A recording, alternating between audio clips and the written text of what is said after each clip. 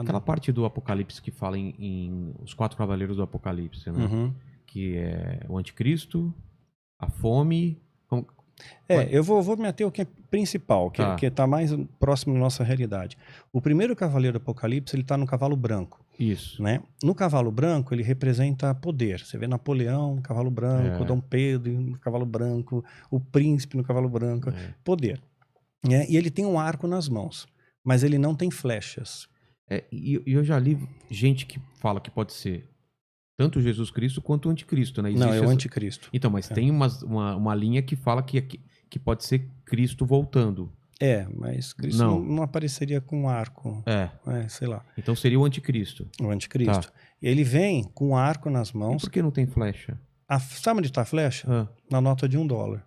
A águia está segurando 13 flechas. Tá. Né? Que são as 13 principais famílias do mundo, né? 13 tribos também? Não, famílias, Bilberg. Os Bilberg, 13, as grandes famílias. As famílias por trás das cortinas. Por trás das cortinas, né? Tem muita coisa oculta na nota de $. Está escrito embaixo, Novus Ordo Seclorium, quer dizer, nova ordem mundial vai partir dali. Né? Tem uma corujinha, pirâmide. Tem uma corujinha escondida, né? Aquela coruja? Tem uma coruja escondida, nota bem no cantinho, assim, e ela representa conhecimento. Coruja é símbolo de conhecimento, mas é uma ave noturna, conhecimento das trevas, da noite. Enfim, tem um monte de símbolos. Eu tenho um vídeo que eu estudo sobre isso, Novus Ordo Seclorium, a gente estuda a nota de $. Então a flecha está lá, quer dizer, o poder americano está lá. Então o anticristo, ele tá no cavalo branco, que denota poder. E com arco sem flechas. Sem flecha, porque ele vai argumentar primeiro. Ele vai trazer a paz na oratória. Ele não vem pra guerra logo de cara. Não. Obama ganhou o Prêmio Nobel da Paz só por tentar trazer paz no Oriente Médio. Né? O Al Gore ganhou o Nobel da Paz, justo o Al Gore. Né? Também ganhou. Porque o Al Gore é suspeito, né? Ele joga golfe. Eu costumo fazer alegoria, né? Porque o golfe tem a ver? Não, é uma alegoria que eu faço com os meus seguidores, né? Eu costumo falar que quem joga golfe faz parte de um clube de golfe, entendeu? Então são todos amigos ali. Entendi. Né?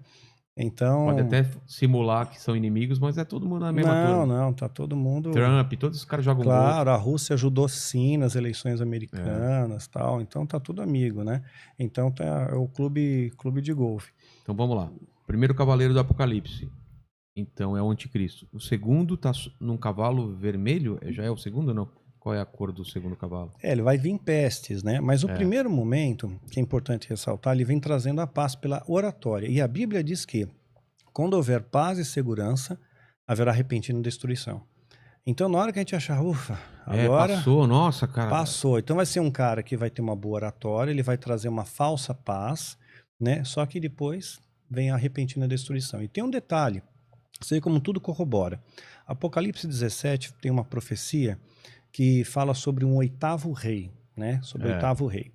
Então, todo mundo conjectura quem é o 8º rei e tal, né? E esse 8º rei tem uma pista, diz que a mulher, ela está sentada, está deitada sobre 7 montes, né? 7 montes. Então, a Roma está sitiada por 7 montes. A mulher, a igreja, no caso aqui, a igreja corrompida. Seria a igreja, meretriz. a meretriz, né?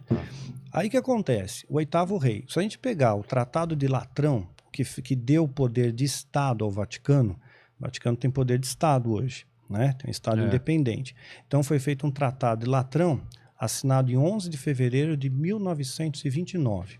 Foi assinado o tratado. Agora, olha só como as coisas não são coincidência. Aí, a partir do Tratado de Latrão, começa, então, uma contagem de papas. Né? Então, vamos ter primeiro Pio XI. Pio XI já estava no governo. Né? Então, ele não conta. Não conta, ele já estava cumprindo. Então, tem que vir da mesma linhagem. A besta que era, que há de vir da mesma linhagem. Esse é o 8º rei. Então, Pio XI não conta. Depois de Pio XI, vem Pio XII. Depois vem João 23, que foi considerado, eu tinha suspeitas que ele fosse maçom. Depois de João 23 vem Paulo VI,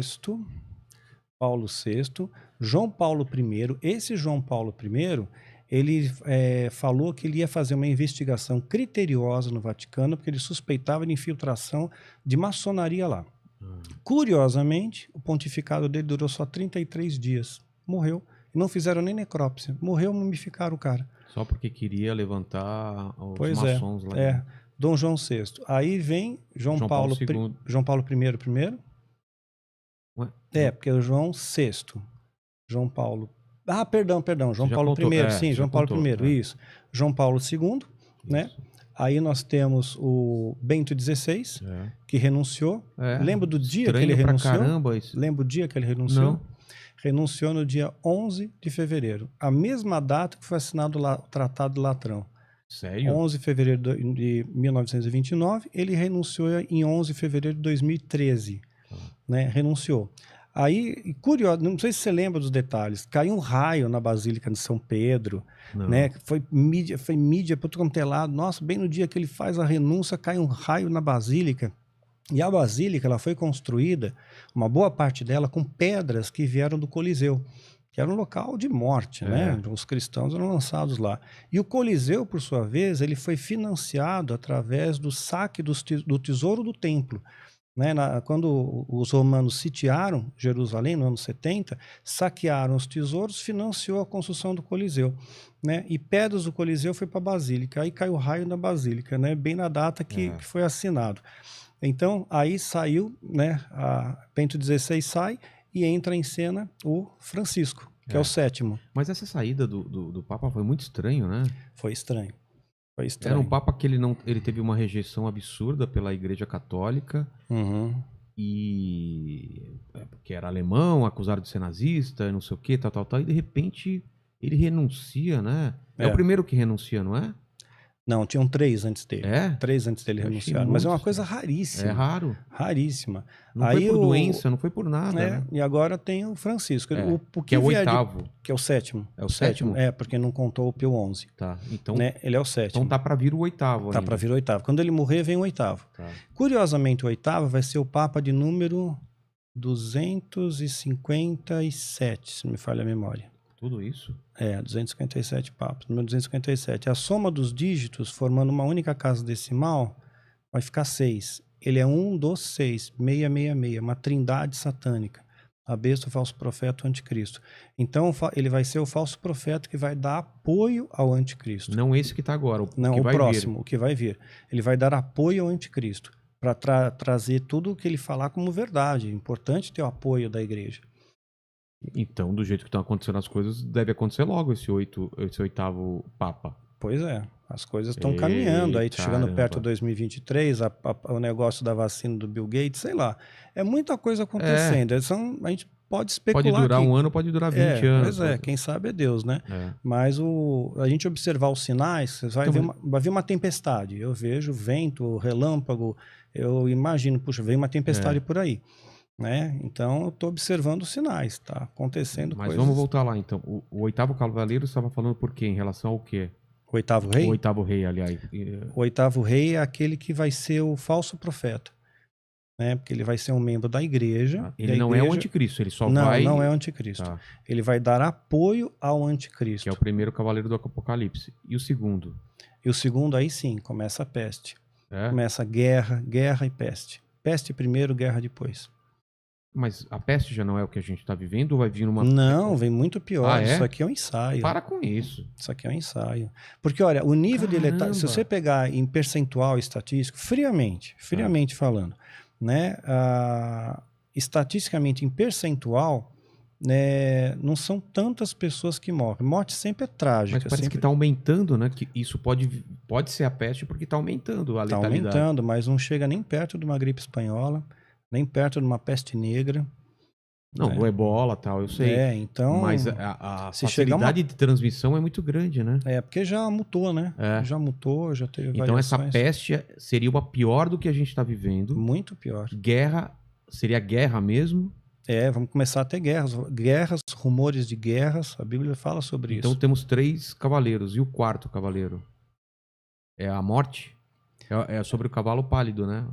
Na verdade, o cavalo negro, né, que vai finalizar tudo, né, que é a morte mesmo, né, mas tem 1000 coisas que estão acontecendo no nosso redor. Eu sempre procuro orientar os meus seguidores a ir passo a passo, Tá. a viver um momento. Senão as pessoas sofrem por antecipação. Exatamente, eu já tô preocupado Né? aqui. Cara. Não sofre por antecipação. Tem que ir com calma. É. Né? É isso que está dito para esse momento. Os sinais se emolduram ao nosso redor e nos dão essa indicação.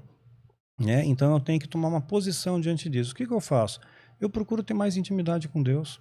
Eu procuro dar mais valor às pequenas coisas. Sabe que fizeram uma experiência? Foi uma enfermeira até que escreveu um livro, né, de pessoas, pacientes terminais. Tá. O cara tá morrendo. O que esse cara que tá morrendo, ele fala? Puxa, Se arrepende. eu tinha que ganhar mais 1 milhão. Eu precisava ter ido para Paris. Eu não visitei a Disneylândia. Não tem isso. Não. Né? Não tem. Eu devia ter passado mais tempo com a minha esposa, Queria devia ter ter tido um abraçado filho, não mais tive, meu filho, é. ter um filho, passado mais tempo com os amigos. Então, é essa a pegada. Isso é a vida. É. Né? Tem até uma alegoria que eu acho interessante. Siddhartha Gautama, ele se transformou no Buda, né? É. Então, tinha esqueci o nome da casta, mas é uma casta sacerdotal, Brahmini. Um Brahmini chegou, ele queria fazer uma pegadinha para Buda. Então ele falou assim, você é um homem ou você é Deus? Se ele falasse que ele é um homem, ninguém vai seguir a doutrina dele, né? A doutrina dos 7 caminhos, o budismo, aquela coisa toda, né? Se ele dissesse que ele é Deus, poxa vida, a maior parte dos deuses indianos são zoomórficos, então ele não poderia ser Deus também. Então ele deu uma resposta, isso está na literatura, na biografia, que eu achei muito inteligente. Ele falou, não, eu sou simplesmente alguém que despertou enquanto todos dormem, né? Então é mais ou menos isso. Né? É a gente despertar para essa realidade, o que é vida de verdade. Né? É Matrix também, no filme da Matrix. É o Neo que desperta e entende que esse mundo, na verdade, é uma ilusão e tal. Sim, é você sair da membrana, que você estava falando antes, né? Sair dessa membrana aí. E as entidades diabólicas, eles trabalham unidos. Por isso que eles dividem a igreja. Hoje a igreja está muito dividida. Mas sempre foi assim, né? A igreja dividida. Nunca foi uma coisa... Não, na igreja primitiva, você voltar lá no calendário, a igreja primitiva ela foi forte até o ano 300 depois de Cristo, foi forte, unida para valer. Aí entrou Constantino, em 313 ele lança o Edito de Milão, em 325 ele estabelece o Concílio de Nicéia na Turquia, e ele então começa a deformar os valores. Aí nasceram santos, né? Relíquias, mártires, né? Aí contaminou os valores. Mas até o ano 300, né, depois de Cristo, a igreja era muito unida. A igreja primitiva era extremamente unida. Se reuniam nas casas, não tinha templo, eram nas casas, né? Paulo, da prisão, ele dava orientação, dava exortação, dava direção. Né? Hoje eu tenho ovelhas também. É tudo virtual. Eu, da minha casa, eu consigo dar orientação, exortação. Todo mundo tem meu telefone, tem acesso direto a mim. Então não tem aquela coisa, você não tem acesso ao pastor, tem acesso a todo mundo. Conheço todas as minhas ovelhas, sei o nome, sei a luta, sei a dificuldade. Né? Então é um grupo pequeno. Eu poderia ter 30 mil ovelhas, mas eu prefiro ter 200 e cuidar bem dessas 200, né? E acho que se cada um fizesse um pouco assim, de cuidar do rebanho, o rebanho está muito machucado, o rebanho está ferido, né? Está sangrando, então precisa realmente cuidar deles, né? E fortalecer a fé, porque fortalecendo a fé você não precisa ter medo dessas coisas. A luz afugenta o medo, né? Essa paz que transcende o entendimento, ela afugenta o medo. E os demônios, eles trabalham em parceria. Então eles sabem que se a gente ficar junto, unido como igreja, né? Mesmo tendo diferenças, né? Até você falou, e vem um convidado aqui, a gente tem algumas diferenças, mas ó, meus dedos da mão são todos diferentes, eu fecho, formo um punho forte. Então, essas diferenças são pequenas, sabe? A nossa igualdade em Cristo tem que ser maior, né? O nosso amor tem que ser maior. Quer ver um exemplo de entidade que trabalha junto? No Antigo Egito havia uma entidade Ra, né? E tinha uma entidade Amon. Aí essas entidades se uniram e viraram um tal de Amon-Ra. Ele era o príncipe de Tebas, nasceu na Quinta Dinastia. Não confundir com Mun-Ra do Thundercats, né? Isso, Mun-Ra. Eu lembro, eu assisti. Espíritos no mundo me transformem nessa forma. Como que é? Decadente de Mun-Ra. Eu lembro do Mun-Ra. Não é da sua época, né? Fantomas. Não, mas eu nunca gostei muito de... Não, eu gostava do Fantomas. Fantomas eu gostava pra caramba também. Muito mais mas que o Mun-Ra era do Thundercats. Era o Thundercats. Era uma forma que... Sim, formas, sim. Thunder. Pô, então foi baseado nisso, né? Pois é. Amon, como que é? Amon e Ra. É isso. Amon-Ra.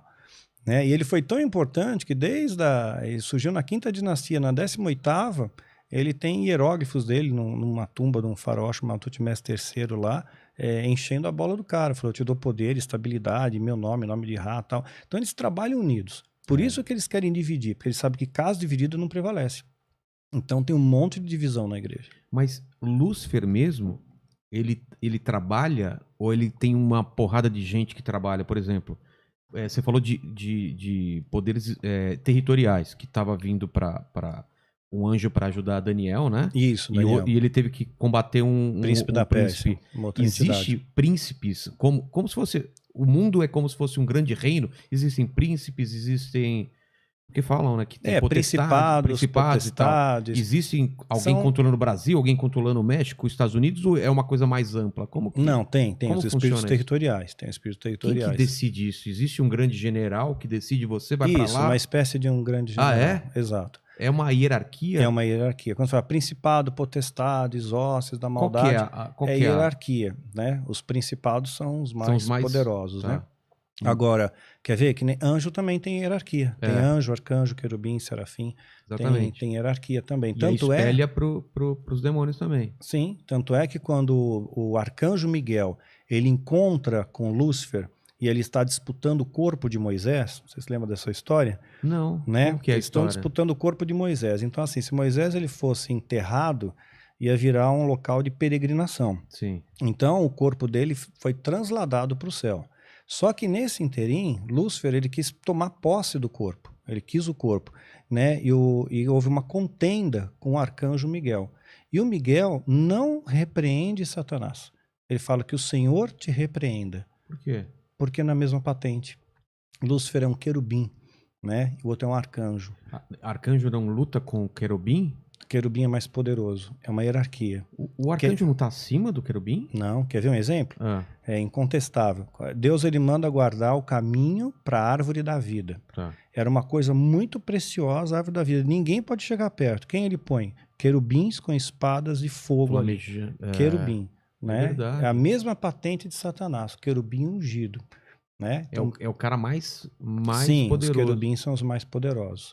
Então ele colocou querubins ali, não colocou arcanjo, não colocou serafins. Mas por que Serafins são da Miguel adoração. E como que Miguel venceu Lúcifer, se ele é uma patente menor? Porque ele capitaneou um exército. Ah, tá. Sim, ele tem um exército a seu favor. Ele sozinho o Senhor te repreenda. Mas ele tem um exército a seu favor.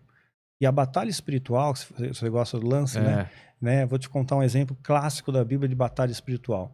Né? A geração de Moisés pereceu no deserto porque murmuravam, eram reclamões. Né? Nada estava bom. Aí a geração... Verdade. Né? Nada, era o hard, né? Nada estava contente, caramba. Os caras eram escravos lá no Egito. Emburrado, né, meu? Escravos, cara. A gente devia ter ficado lá. Eu falei pra você. Né? Pois é, saudade do melão. Pois é.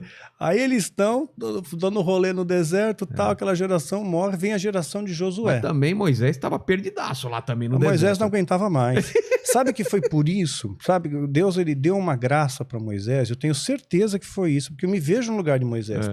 Moisés estava de saco cheio daquele povo. Os povos reclamando. Então ele viu a terra prometida, ele chegou a ver, mas ele não entrou. Deus então mostrou, olha, essa aqui é a terra. Pode ficar tranquilo que Josué vai entrar, tal. Então, olha, fecha teus olhos. Fechou. E quando Moisés abriu, ele está no céu, ele está na Jerusalém Celestial. Pô, é aqui que você vai ficar. Pronto, acabou aquele povo chato, meu. Ficaram lá, né? Então, acho que foi um presente para Moisés, né? Foi um presente. Aí Josué, ele está indo para conquistar Jericó. Só que ele vem de uma geração, ele é filho de uma geração murmurador. Aí a gente vai entrar na maldição hereditária. Êxodo capítulo 20, verso 5. Existe isso mesmo? Pois é. Eu pagar pelos pecados do meu pai, pois do meu avô? Eu vou te explicar isso. Então, tá lá. Visita a iniquidade dos pais, dos filhos até terceira e quarta geração. Então, Josué tá na linha de frente. Ele estava em qual geração? Na segunda geração? Ele já era a primeira, né? Era a primeira geração? Primeira, sim. Nasceu no deserto. Tanto é que ele vai ter que circuncidar aquele povo que não teve. Então, ele vai para a conquista. E Deus fala com ele, olha, não tenha medo, eu sou contigo e tal. Aí, o que o Josué vai fazer? Tudo certinho, ele segue a cartilha. Santificai-vos, pois amanhã o Senhor vai fará maravilhas no meio de vós. Josué 3:5. Então ele pede a santificação. Não adianta você ir para a batalha sem santificação. O diabo vai te rechaçar. Senão ele vai te ver um monte de buraco em você, um monte de brecha em você, ele vai atacar.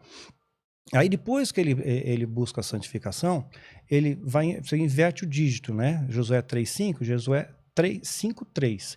Aí ele vai circuncidar toda aquela geração que nasceu no deserto.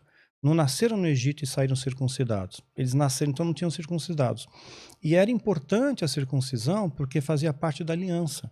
Então eles se alinharam com os valores de Deus. Depois que ele se alinha, Josué capítulo 5 ainda, aparece um anjo para ele. No momento ele não entende que é um anjo. Ele fala, você é dos nossos ou é dos nossos inimigos, né?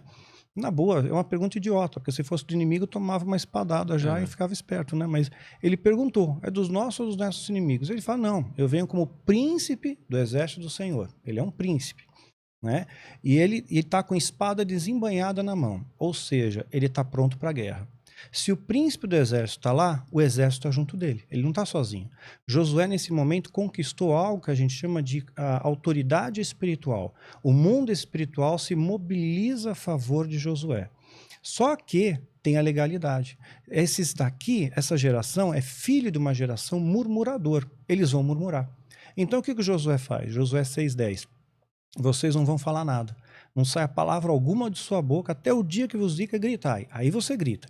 Ou seja, se ele não falasse isso, para todo mundo ficar mudo, ia começar a reclamar, porque são filhos de murmuradores. É o pecado hereditário. Você imita o pai, o filho imita o pai. O pai é alcoólatra, o filho é alcoólatra, sim. o filho do filho. O pai é mentiroso, o filho é mentiroso, né? E acontece isso muito, né? Acontece, é o pecado hereditário. Aí, imagina só, primeira volta, segunda volta, na terceira ia começar a murmuração. Pô, tá doendo minha joanete, é que você não viu como é que tá meu dedo encravado. Começaram a reclamar, mas não reclamaram. E aí trouxe vitória. Aí ele transformou aquilo que era maldição em bênção. Detalhe, que a gente se pauta em Êxodo, né, capítulo 20, verso 5. Visita a iniquidade nos pais, os filhos até terceira e quarta geração. O texto continua. Mas eu também visito até 1000 gerações daqueles que fazem a minha vontade. Ah, tá. Ele continua. 1000 gerações que fazem a minha vontade. Então vamos pensar que 4, é 3 a 4, vamos pensar 4 é a vontade de Deus de te amaldiçoar. Né? E Por que 1000... Deus amaldiçoa alguém? Pois é, você vai entender agora. Ah, tá. Então, vamos supor que 4 fosse a vontade de Deus de amaldiçoar. Tá. E 1000 a vontade de Deus de te abençoar. Né? Se você transformar isso aqui em matemática, Deus ele quer te abençoar 99,6% e te amaldiçoar 0,4%. Não é nem 0,5%. E você retém 0,4%. Porque dá dinheiro. A indústria, existe uma máfia gospel que ganha muito através da maldição hereditária. Ah, é? Ganha, porque dão cursos de maldição hereditária, cobram por ministrações, né? Ganham dinheiro com isso, fazem congressos, por isso ganham dinheiro. Né? Então, uma máquina para ganhar dinheiro. Porque se Deus ele quer te abençoar, 99,6%. E aí, se você pegar um texto de Ezequiel 18, a partir do verso 18, está escrito que o pai não levará a maldição do filho e nem o filho levará a maldição do pai. Ué, mas são então textos que são um contra o outro, né? Eles são antagônicos. Parece antagônico, né? Não são?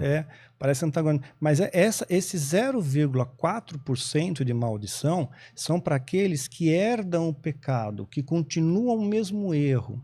Né? Então eu visito a iniquidade do pai no filho até a terceira e quarta geração. Se você for iníquo também, se você continuar com a iniquidade, se você perpetuar aquilo, seu pai mentia, você mente. Seu pai murmurava, você murmura. Se você interrompe, isso não acontece. É o que está em Ezequiel 18, de 18 a 22. Né? O filho não levará a iniquidade do pai, nem o pai levará a iniquidade do filho. A maldição do justo cairá sobre ele e a impiedade do ímpio cairá sobre ele. Cada um vai dar conta do seu próprio pecado.